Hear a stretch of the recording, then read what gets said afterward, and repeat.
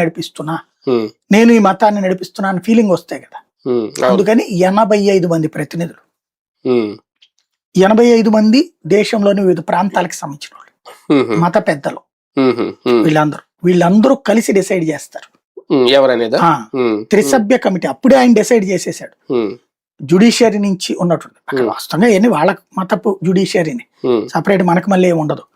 వాళ్ళ మతపు జుడిషియరీ నుంచి వాళ్ళ సైనిక హెడ్ ఒకళ్ళు ప్లస్ ఒక ప్రతినిధి కొమైనీతోనే తిరిగిన కొమైనీ అసిస్టెంట్, ఆ ముగ్గురుతో కూడిన కమిటీ ఇప్పుడు నడుస్తుంది. అతనికి చెప్పేసి ఉంటాడు ఆ మధ్యలో ఉన్న ఆయనకి ఎవరిని చెయ్యాలన్నది, లేకుండా పేరు బయటికి రాదు కదా. కాబట్టి అతని ద్వారా ఇతన్ని చేయించడం. ముందు ప్రచారం జరిగింది అతనే అని వారసుడిగా, కాబట్టి అదేం జరుగుతుంది అనేది తెలియాలి. ముందు ఆయన అంత్యక్రియలు జరుగుతాయి రేపు, అది అయ్యాక ప్లాన్ చేస్తారు. ముందు ఏదో నిన్న మీటింగ్ అనుకుని అది అనౌన్స్ చేశాక అంత్యక్రియలు అనుకున్నారట.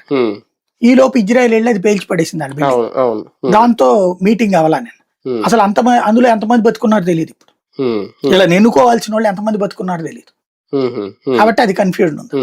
మరోవైపు సార్ ట్రంప్ పంతం అంటే చమురు నిల్వల మీద ఎక్కువగా, ఇరాన్ మీద అంటే ఒక పక్క ఇది నడుస్తున్న యుద్ధం అయితే ఆగకపోవడానికి ఇంకా కొన్ని రోజులు జరగడానికి, ఎందుకంటే ఆయన 2 సందర్భాల్లో ప్రకటించాడు ట్రంప్, యుద్ధం అయితే ఇప్పట్లో ఆగదు, కొనసాగుతుంది ఆపరేషన్ అనేది. అదొక కారణమా చమురు గురించి ఇదంతా జరుగుతుందా? బేసిక్ గా ఇక్కడ 2 ఇష్యూస్. అమెరికా ఎవడి అవసరం